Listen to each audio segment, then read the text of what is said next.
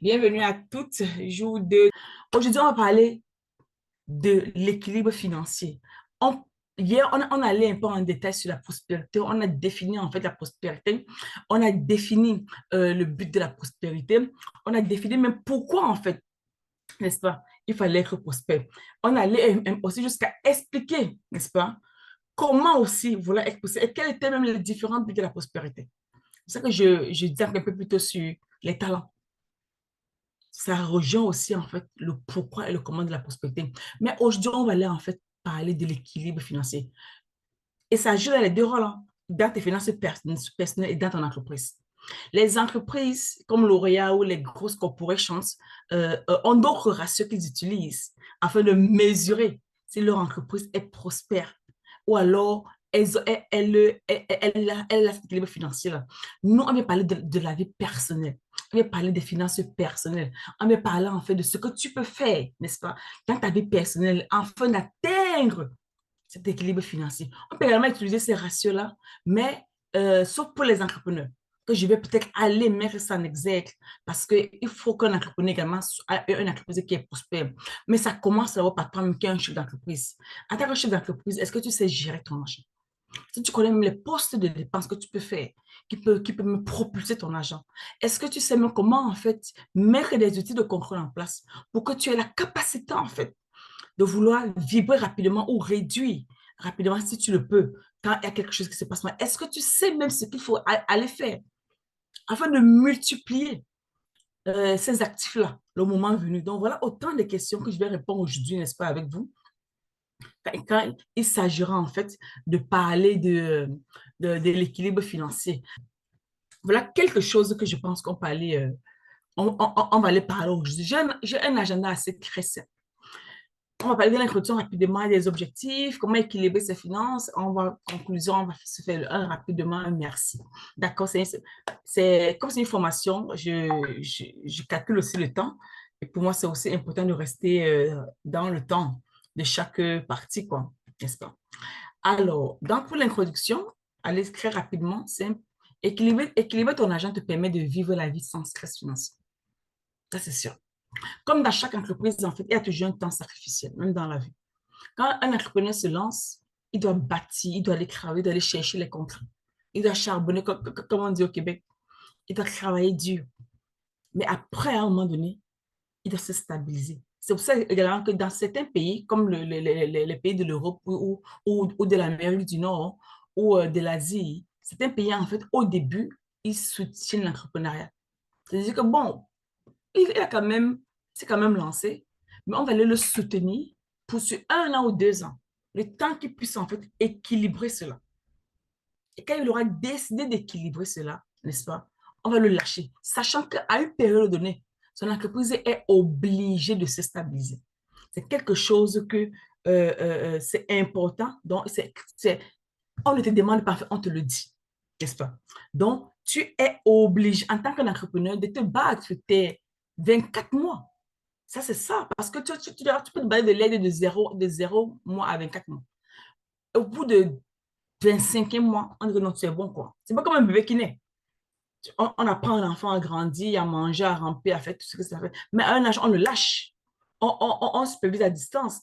On voit juste ce qu'il peut faire à distance, mais on n'est toujours pas là pour courir après lui, pour lui dire, écoute, est-ce que c'est comme ça pareil pour une entreprise.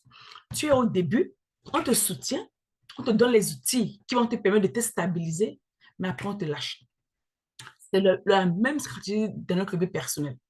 Quand on commence à travailler, si on est jeune, on se dit, bon, en ce moment, c'est qu'est-ce qu'il y a lieu de faire pour équilibrer les finances? Est-ce que ça nous permet de dépenser ou ça nous permet en fait de vouloir vivre juste le minimum? Tu peux être sur un poste, tu dis, bon, en ce moment, tu viens de me prendre un loyer très moins cher.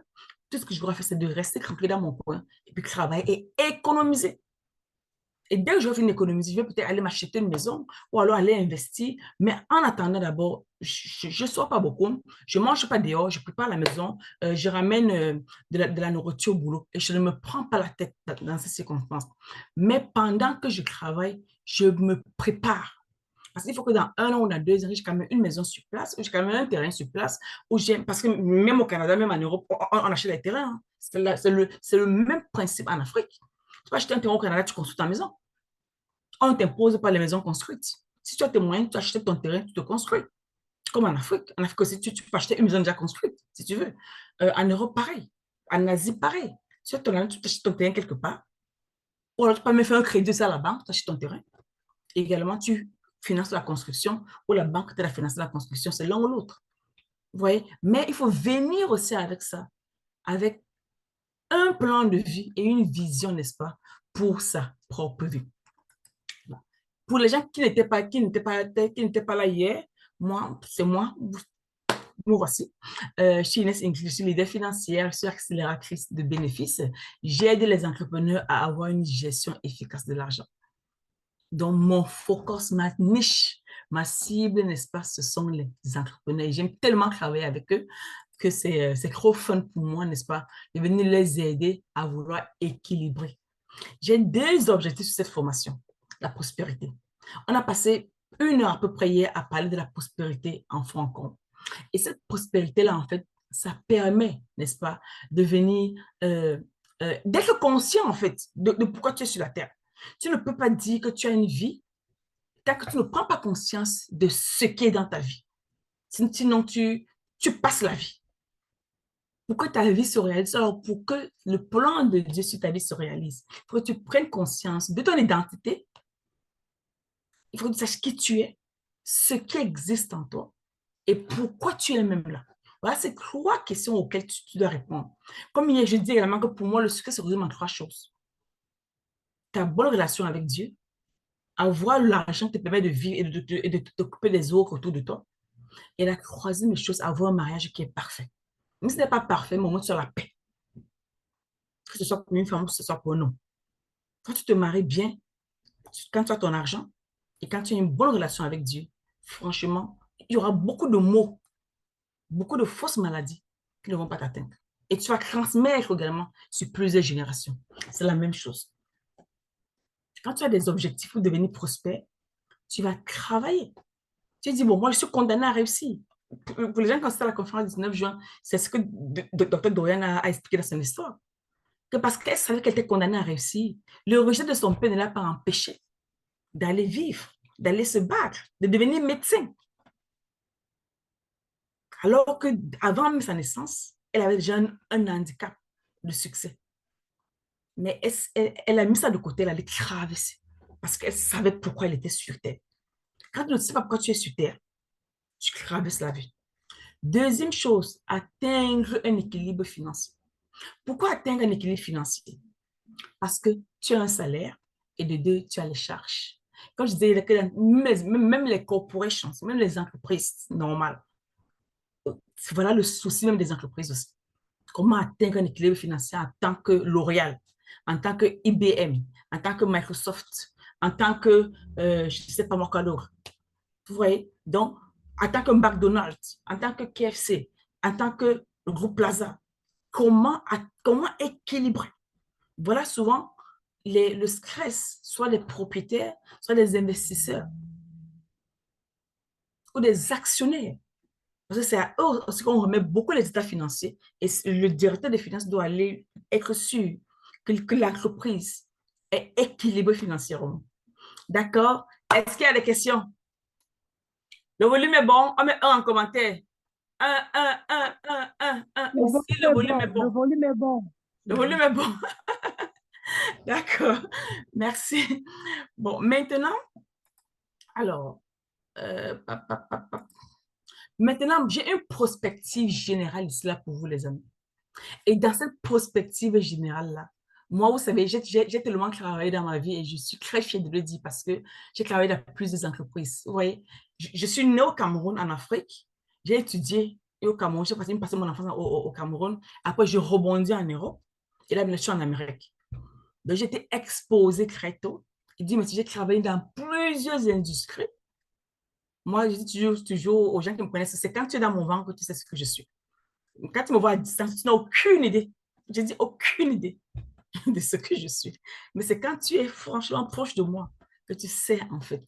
qui je suis. Donc, et avoir travaillé, avoir cette carrière diversifiée me permet en fait d'avoir le regard sur beaucoup de choses.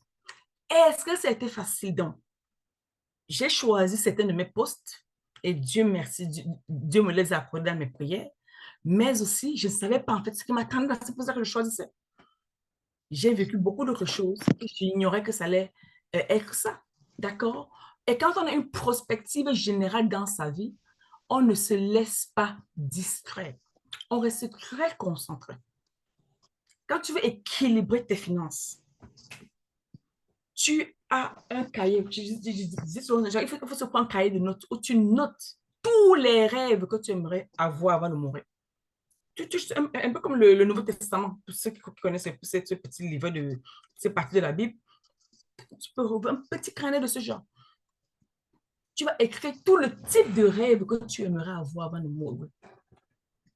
Et tu vas maintenant te travailler pour les réaliser au fur et à mesure. Et quand tu as cette perspective générale pour ta personne, tu te dis, bon, maintenant, quel est le revenu que j'ai en ce moment? Quel est le salaire que j'ai en ce moment? Et quelle est la dépense que j'ai en ce moment? Bonsoir Constance, bienvenue dans cette formation. Quelle est la... Qu'est-ce que tu peux faire, n'est-ce pas?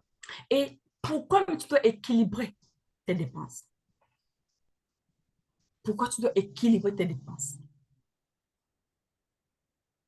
Si tu réponds à la question là, qui est une question à 1 million pour beaucoup de personnes, mais on y va, on se prête toujours. Pourquoi équilibrer les dépenses? Qui a une... Qui sait pourquoi ici là? J'écoute. Hein. On peut écrire dans le chat ou alors ouvrir les micros. Pourquoi équilibrer les dépenses? Pour Pour se pouvoir rassurer qu'on en fait. épargner. Ok, Edith pour pouvoir épargner. D'accord. Edith est médecin en France, je vous rappelle. Ça c'est ma sœur biologique qui dit qu'elle me suit comme Tata Merlin. Elle me suit partout. Bonsoir, Edith. On profite d'une job pour le moment.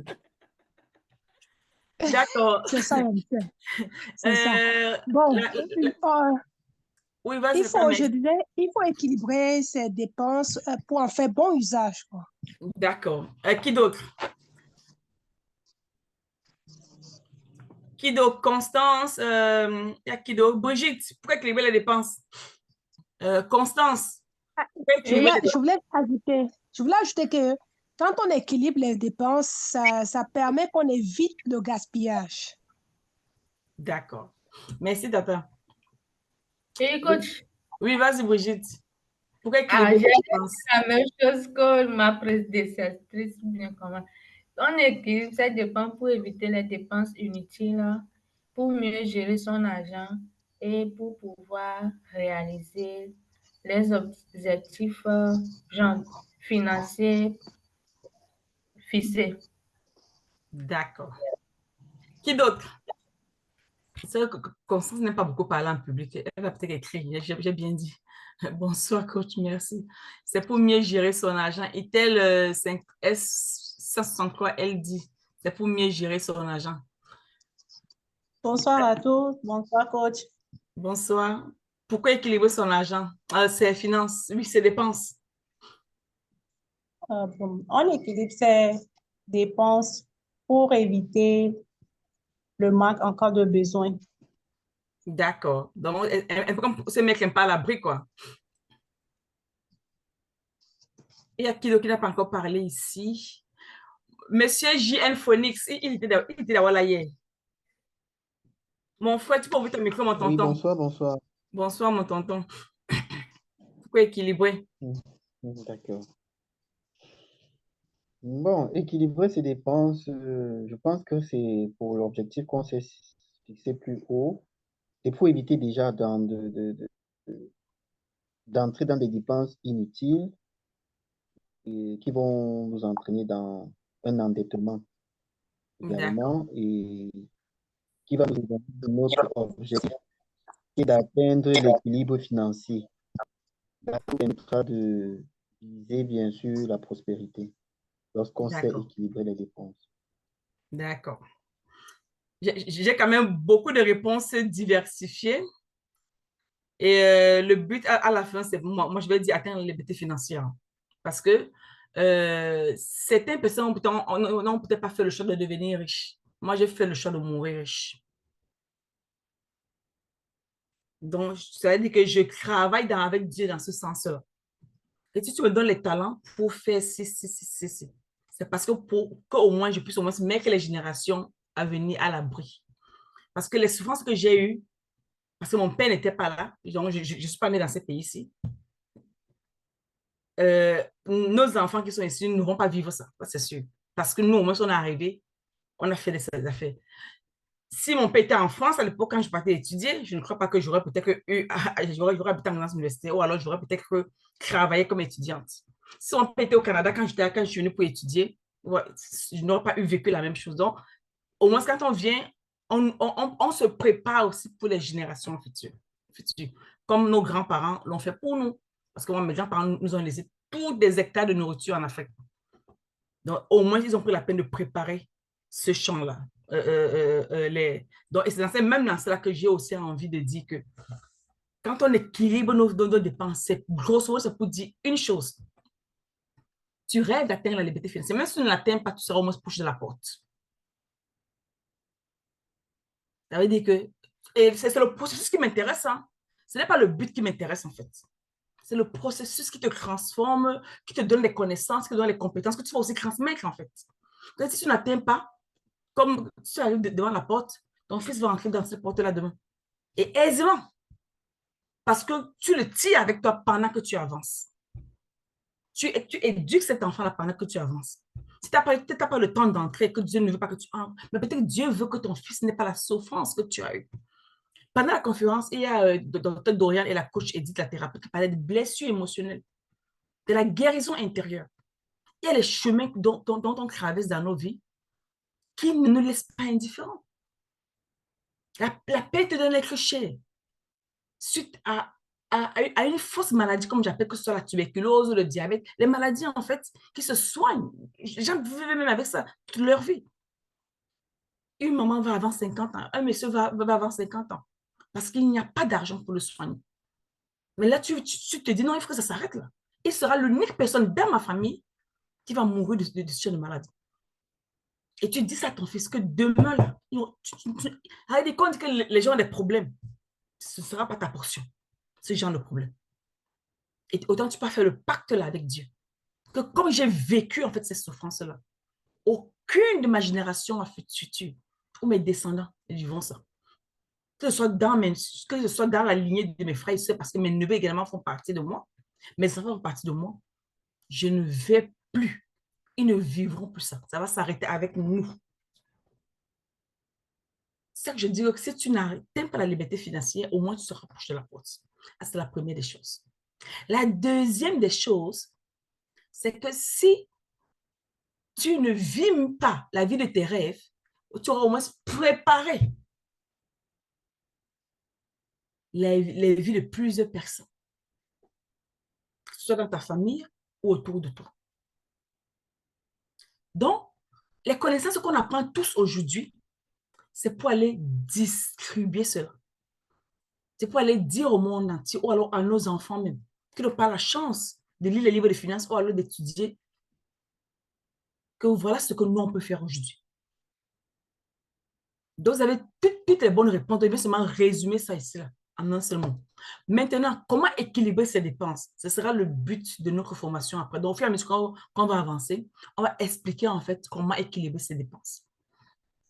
Maintenant, mon but numéro 2, que beaucoup de personnes n'ont pas, on prépare ses épargnes. Bien sûr, je dis c'est parce qu'il y a plusieurs types d'épargne.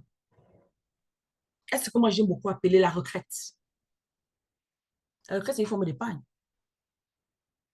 Beaucoup d'entreprises, même en Afrique, contribuent pour la retraite de leurs employés. Ils mettent de l'argent de côté. Quand l'employé part, on dit voilà ça pour ta retraite. Nos pays, si au moins le gouvernement les oblige ça. Parce que c'est une charge déductible d'impôt, une charge sociale. Ils ne sont pas obligés de le faire. Et pour l'employé, c'est un salaire différé. Il ne payera pas les impôts parce qu'il ne sera pas taxé d'impôts, mais quand il ira à la retraite, il va commencer à collecter, à recevoir cette retraite-là. Il sera taxé. d'impôt là-dessus.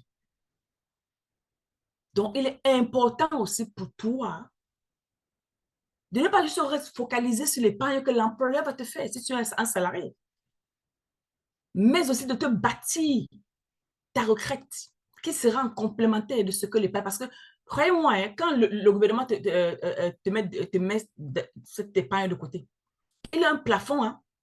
Donc, si tu es comme un vice-président de l'entreprise et tu gagnes 2 millions de salaire par mois, tu peux avoir la même retraite que celui qui gagne 600 000 ou 700 000 ans. Parce que tout ça est plafonné à un niveau.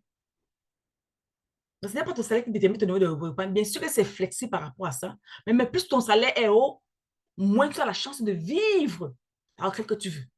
Sauf si toi-même, tu te démerdes à mettre les choses en place.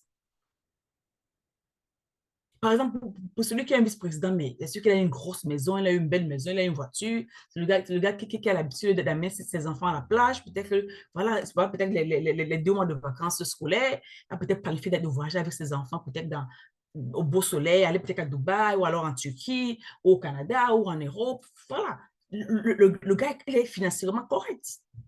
Il ne stresse pas. Mais à la retraite maintenant, est-ce qu'il aura le même style de vie? Non. Parce que la source qui fournissait ça s'est arrêtée. Le robinet est fermé. Donc, il ne peut plus. Et qu'est-ce qu'il est obligé de faire? Pendant qu'il mène toute cette vie-là, il doit préparer non seulement sa retraite par l'épargne, que ce soit les terrains qu'il doit acheter pour construire. Parce que même si tu peux acheter les maisons, sur les mains en location à gauche et à droite, hein, même dans le pays, ce n'est pas uniquement en Afrique qu'on peut le faire. Même ici, il y a des gens qui sont propriétaires de 4, 5, 6 maisons.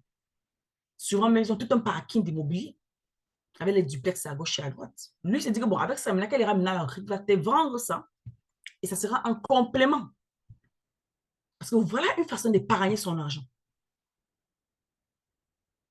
Maintenant, quand il ira à la retraite, il va vivre ça. Même quand tu es un self-employed, même quand tu es un entrepreneur, on t'oblige de le faire aussi. En tant qu'un entrepreneur, tu es obligé de faire la même chose. Tu es obligé, n'est-ce pas, de préparer ta retraite. Personne ne le fera à ta place. Et si tu ne le fais pas, personne ne le fera. Mais là, comment préparer ces épargnes? Je sais que les personnes qui ont pris mes formations, j'ai expliqué plus ou moins de comment le faire. Mais je suis sûre que si j'interroge ces personnes-là encore, on va me dire, non, coach, tu sais, la vie est dure. On voulait bien, mais il y a eu telle situation qui est arrivée. On voulait bien, mais il y a eu telle situation. Les amis, il y aura toujours des situations. J'ai reçu le message d'une de mes soeurs ce matin. J'ai une de mes grandes-mères au Cameroun qui était subitement malade. Elle a envoyé un message pour dire quoi? Franchement, bonjour Inès, il y a telle qui est malade, urgemment, envoie ta contribution. J'ai dit à ma mère que, mais attendez là.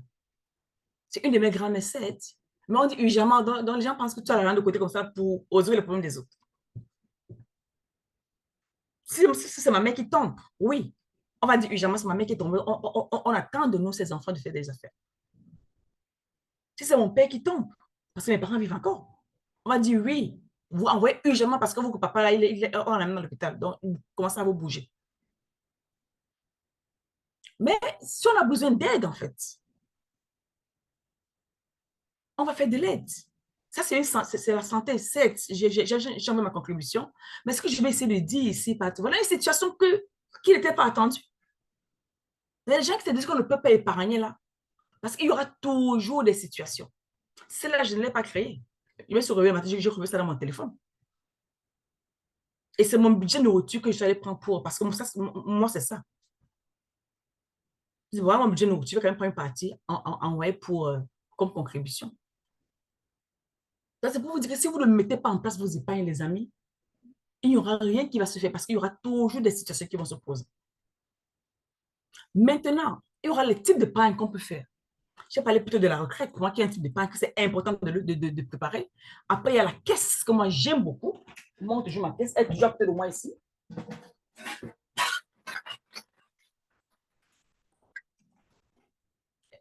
Je vais aller ça partout. Que je voyage, là, je voyage, c'est bon. Quand je voyage à l'intérieur du Canada, bien sûr. Parce que souvent, je travaille hors de chez moi.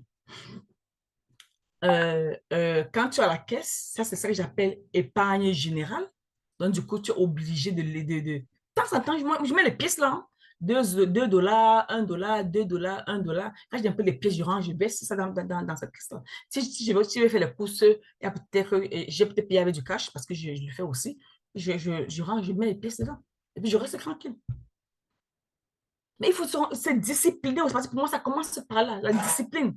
J'ai coaché une dame, elle était dans mon panel de la conférence. Elle me disait, mais coach, tu sais même que ma fille est même plus riche que moi. Sa fille a quoi? Ça fait peut-être 6 ans ou 7 ans. Elle dit que la fille, la caisse là maintenant, sa caisse est remplie de pièces. Elle est plus riche que moi. Ma part, ça produit, mais la petite fille là, voilà l'éducation financière qu'elle transmet à l'enfant.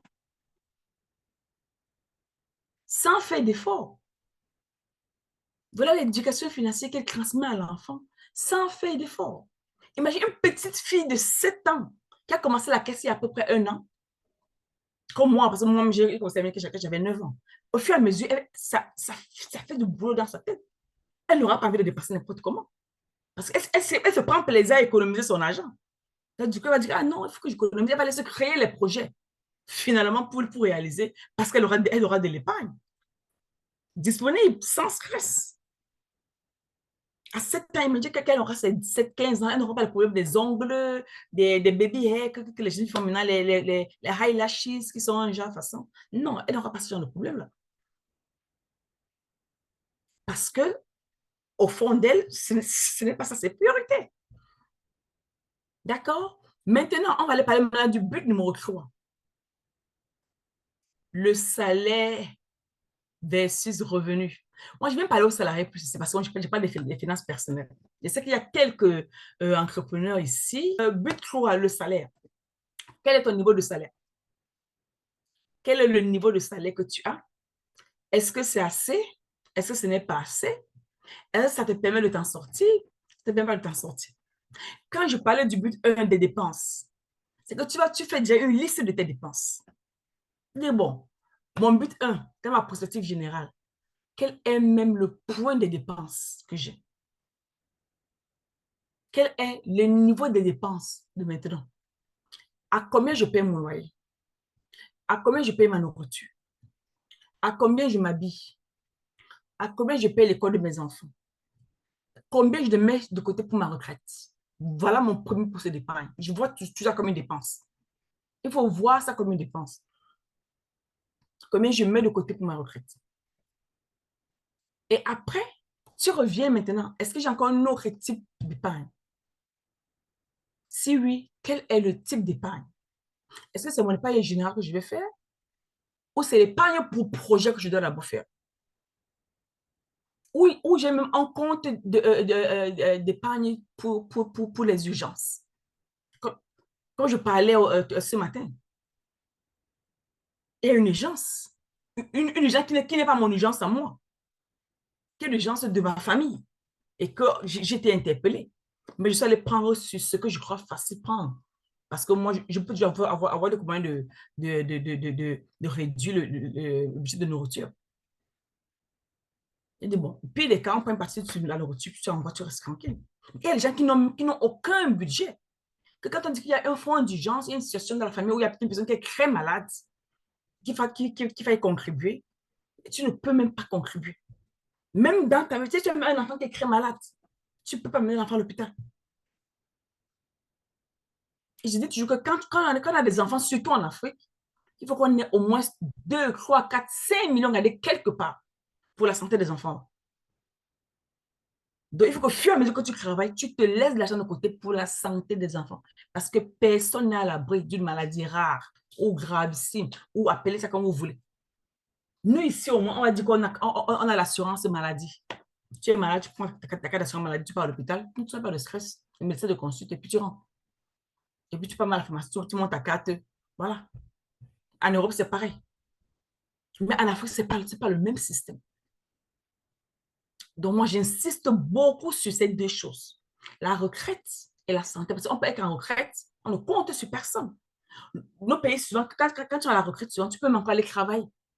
Tu peux trouver des boulots à gauche et à droite. Mais est-ce qu'en Afrique, c'est possible d'être à la retraite et de trouver aussi un boulot facilement? Même si tu as envie de le faire. Est-ce que c'est possible? Et si tu peux être à la retraite et puis tu es rappelé ou tu appelles ton ancien employeur, tu dis, ben tiens, voilà, tu t'ennuies pas à la maison, est-ce que tu peux revenir même comme consultant, faire même 2 à 3 fois par semaine? Il te laisse faire. Parce que le gouvernement autorise l'entreprise de le faire pour toi. Mais est-ce qu'en Afrique, ton emploi n'aura pas peur d'avoir des problèmes d'imposition? Quelle est la loi fiscale autour de ça? Deuxième des choses, est-ce que ton salaire est suffisant pour équilibrer les dépenses que tu as aujourd'hui? Oui, bien sûr qu'on a un salaire, mais est-ce qu'on paye suffisamment dans ses dépenses? Est-ce que le salaire que tu as paye la maison, paye la nourriture, épargne, prépare ta retraite? Parce que je dis toujours que ton salaire, bien sûr qu'il est là, même s'il est petit ou il est gros, euh, euh, euh, tu dois avoir un loyer de maxi de chez maxi, 20%. Moi, je dis même 18%. Ce n'est pas moi qui le dis. Hein. Ça, c'est une loi financière. Tu ne dois même pas dépasser un loyer à hauteur de plus de 20%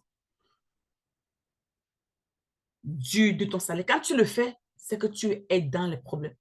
Tu ne vas pas réussir à équilibrer actif et passif, comme on le dit. Tu ne peux pas. Dans ce cas, il va falloir aller se battre pour générer le surplus que tu injectes déjà dans le loyer.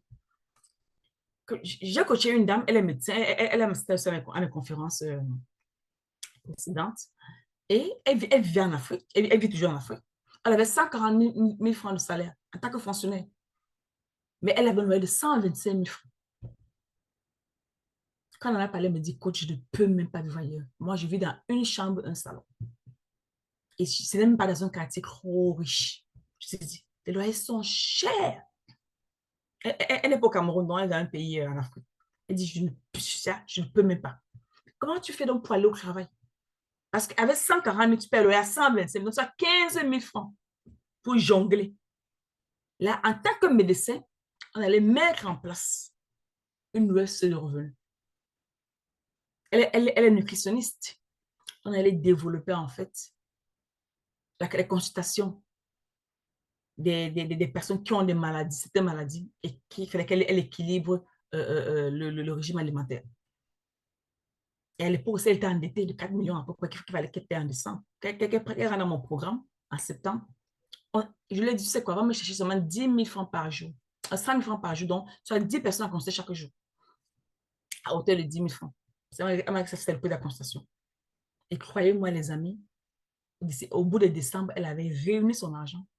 Et du coup, elle a créé les guides alimentaires, devenue très contente. Elle dit, franchement, coach, je sais pas ce que je vais te donner. Il dit, laisse donc. Il dit que donc, laisse. Il dit que non, voilà, non. Voilà, alors qu'elle avait déjà le talent là. Mais elle n'a pas vu ça, en fait. Et elle souffrait chaque mois. Elle souffrait chaque mois. Elle était endettée parce qu'il fallait qu'elle vive. Il fallait qu'elle survive. Et moi, j'étais un peu en colère. J'ai dit, mais Dieu, ça, c'est comment ça? Elle est quand même médecine. C'est vrai que c'est maintenant qu'elle a se spécialisée, tout ça là. Mais à l'époque, elle était à l'école de spécialisation. Mais aujourd'hui, elle a créé une académie. Elle forme les coachs en nutrition. Elle dit qu'elle ne peut pas faire ça seule. Elle va aller former les personnes qui vont l'assister dans sa mission de vie. Voilà ce qu'en fait, souvent nos souffrances nous font aussi. Est-ce que ton salaire est suffisant pour le but 3? Est-ce qu'il est équilibré pour le but 1? Si c'est non, il va falloir que tu l'écrives après. Parce que le but ici, on parle de l'équilibre. Est-ce que tu peux aller générer une source de revenus? Qu'est-ce que tu peux faire de tes doigts? Qu'est-ce que Dieu a mis en toi que tu peux utiliser en fait? Est-ce que même dans le travail que tu es, est-ce que tu peux avoir une promotion? Est-ce que tu peux faire un club? Est-ce qu'il y a tellement de choses?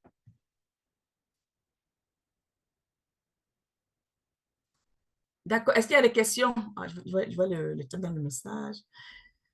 Maman Frère, elle dit qu'il y a l'assurance au Cameroun, mais il faut choisir. Oui, oui, oui, maman Frère, c'est vrai parce que j'ai eu une fille comme ça aussi. Elle a pris l'assurance. Elle dit qu'elle a pris l'assurance éducation. Elle a pris l'assurance pour ses enfants, parce qu'elle veut que quand ses enfants vont aller à l'université, que l'assurance paye l'éducation des enfants là. Elle a également pris un complément d'assurance pour la retraite pour elle aussi. Le boulot paye déjà, mais elle paye l'assurance pour avoir le style de vie Elle a pris une de mes formations l'année dernière, Odile. Pour les gens qui ont été ici, je ne sais pas ils étaient dans le même groupe qu'elle. Odile et Bandou, c'est une Camerounaise, elle vit au Cameroun. Donc, c'est ça que Odile a fait. Aussi, Maman Africa. Il dit il y aura le replay. Oui, il y aura le replay. Je vais essayer de faire le replay, tonton. Je vais essayer. Je vais essayer de faire le replay. Je vais essayer. Je suis très occupée, les amis. Ce n'est pas moi qui vais faire le replay parce que je n'ai pas de temps. D'accord? Pour vous dire que je n'ai pas de temps. Parce qu'il faut déjà préparer les contenus. Je suis invitée à une conférence lundi. Il faut préparer le contenu de ma conférence là, qui va passer lundi prochain aussi. Donc, c'est beaucoup de travail. Alors, ma méthodologie. Méthodologie numéro 1. Et en plus, après ma conférence, j'ai ma masterclass. Vous voyez, donc, il faut préparer également le contenu de la masterclass qui dure 3 jours. En parlant de la masterclass, j'appelle ça la finance class, c'est la finance class et j'aime beaucoup ça aussi. Franchement, on va encore bien se regaler. Elle va commencer le 17 juillet, on sera 3 jours dans le Zoom, 17, 18 et 19 juilet. Elle est uniquement à 47 €. Très moins cher. Moi, il met juste un prix d'entrée parce que pour le moment, je ne vais pas faire les massacres de 149 € comme je faisais l'année dernière. Donc, pour le moment, je me la coule très douce. Je comprends que la vie est trop dure. Donc, c'est l'été, on en profite aussi. Et la masterclass, elle est à un prix très, très, très, très accessible. Croyez-moi, elle est franchement accessible. Je pense qu'il y a des gens qui ont pris mes bootcamps qui n'ont même pas payé ça. Brigitte était là. Elle a payé plus de 47 € quand elle a pris mon bootcamp une fois. Donc, d'accord. Et quand elle dit que ça a payé mon bootcamp, c'était même pas 47 €. Je crois que c'était à 59 €, je crois. Donc, voilà. Ah, maman a fait que j'ai pris une assurance éducation pour le... Voilà, exactement. Exactement. Est-ce que maman marche mieux avec ta carte et ta métier? Voilà, exactement. Donc, en fait, maman, elle confirme ce que je disais aussi, qu'effectivement, en Afrique, il y a les assurances. Et beaucoup de personnes ne savent pas ça, mais il faut vous rapprocher aussi. Et je parlais avec une dame aussi, toujours pendant mes événements payants. Je lui ai demandé si son mari avait la CNPS. Elle m'a dit qu'elle ne savait pas. Je dis, il faut aller chercher l'information très rapidement. Parce que tu es une épouse, il faut être sûr que quand vous allez vieillir, parce qu'elle ne travaillait pas, elle est juste un entrepreneur. Elle a une boutique cosmétique, ils peuvent travailler ensemble. Je lui dis, est-ce que son mari a quand même un très bon salaire? Ils sont en Guinée, ils sont en Guinée équatoriale. Moi, je lui ai dit, est-ce qu'il a la retraite? Elle m'a dit qu'elle ne sait pas. Je dit, non, va chercher l'information. Il ne faut pas que c'est à 65 ans que tu te découvres que le gars n'a pas la retraite. Ce sera catastrophe pour vous deux. En tant qu'épouse, va te renseigner. Pose-lui la question. Dans vos causeries de couple, tu dois savoir s'il a la retraite ou pas.